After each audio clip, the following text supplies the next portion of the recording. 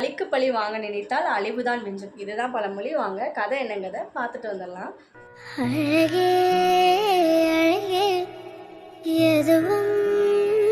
ஒரு காட்டில் நரி கொக்கு 2 பேரும் மிக சிறந்த நண்பர்களாக வாழ்ந்துட்டு வராங்க. நரிக்கு என்ன அப்படின்னா, எப்போவுமே தன்னை விட கொக்கு தாழ்ந்ததாக தான் இருக்கணும் அப்படின்னு சொல்லிட்டு நரி புத்திசாலித்தனத்தையே எப்போவுமே என்ன பண்ணுன்னா காட்டிக்கிட்டு இருக்கும். எந்த ஒரு இடத்துக்கு போனாலும் நரி தன்னை ஒரு புத்திசாலியாகவே நினச்சிட்டு இருக்கும். இப்படி நாட்கள் போயிட்டு இருந்தது. கொக்கும் தன்னை இறக்கி சரி தன்னுடைய நண்பனுக்காக தன்னை தாழ்த்தியே போய்கிட்டே இருந்தது. இப்படி நாள் போய்கிட்டே இருக்குது. ஒரு நாள் நரி என்ன பண்ணுதுன்னா, கொக்கை தன்னோட வீட்டுக்கு விருந்துக்கு கூப்பிடுது. கொக்கு, நீ நாளைக்கு எங்கள் வீட்டுக்கு விருந்துக்கு வா, உனக்கு நான் பெரிய விருந்து வச்சுருக்கிறேன் அப்படின்னு சொல்லுது.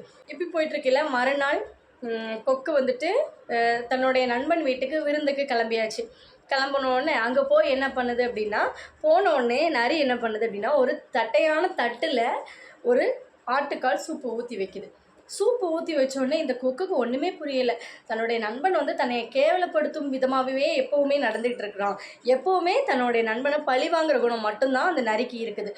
நண்பர்கள்னு சொல்லிட்டு பழி வாங்குகிற குணங்கள் மட்டும்தான் நரிக்கிட்டே இருக்குது. என்ன பண்ணுறதுன்னு தெரியாமல் ரொம்பவே அவமானத்தோட எதுவுமே சாப்பிட முடியாது. தட்டையான தட்டில் கொக்குக்கு நீண்ட அழகு இருக்குது. அது குனிந்து தான் எதுனாலும் எடுத்து சாப்பிடணும். அது தட்டையான தட்டில் இருக்கிறதுனால அதனால் எதுவுமே உண்ண முடியலை. அவமானத்தோடு திரும்பி வருது. தன்னுடைய நண்பனுக்கு எப்படியாவது ஒரு முன் உதாரணத்தையும் நல்ல ஒரு பாடத்தையும் கற்றுக் கொடுக்கணும்னு நினச்ச கொக்கு என்ன பண்ணுதுன்னா, கொக்கு நரிக்கிட்ட போகுது. மறுபடியும் நரியாரே, நாளைக்கு உங்களுக்கு நான் விருந்து வைக்கிறேன், நீங்கள் கண்டிப்பாக வரணும் அப்படின்னு சொல்லிடுச்சு. மறுநாள் நரி என்ன பண்ணுதுன்னா, கொக்கை எப்போவுமே நரியை பழி வாங்கணுங்கிற எண்ணமே கிடையாதுல்ல. அதனால் நரிக்கு ஒரு சந்தோஷம். சரி நம்மளுடைய நண்பன் நமக்கு விருந்து வைக்கிறான்னு சொல்லிட்டு தைரியமாக போச்சு. போகும்போது உள்ளே வந்ததும் நரி என்ன பண்ணுதுன்னா, ஒரு உணவை மிகவும் ஆழமான பாத்திரத்தில், உயரமான பாத்திரத்தில் ஒரு உணவை வச்சுட்டு நரிக்கிட்ட கொடுக்குது. நரிக்கு அது உள்ளே அதை சாப்பிடும்போது தன்னுடைய முகம் உள்ளே போனதுன்னா மாட்டிக்குவோம் அப்படிங்கிறது நரிக்கு தெரிஞ்சிருச்சு. என்ன பண்ணுறதுனே தெரியாமல் நரிக்கு ரொம்ப கோவம் வந்துருச்சு. எதுவுமே சொல்லாமல் கொக்கை விட்டு எழுந்திரிச்சு வந்துருச்சு.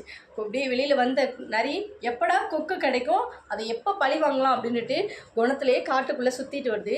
இதை அறிஞ்ச எல்லா மிருகங்களுக்கும் நரி கொக்கை பழி வாங்கணும் எண்ணத்தில் சுற்றிட்டு இருக்குது. நம்ம நரிக்கிட்ட இருந்து விலகி இருக்கிறது நல்லது அப்படின்னு சொல்லி எல்லா விலங்குகளும் விலகி இருக்குதாங்க.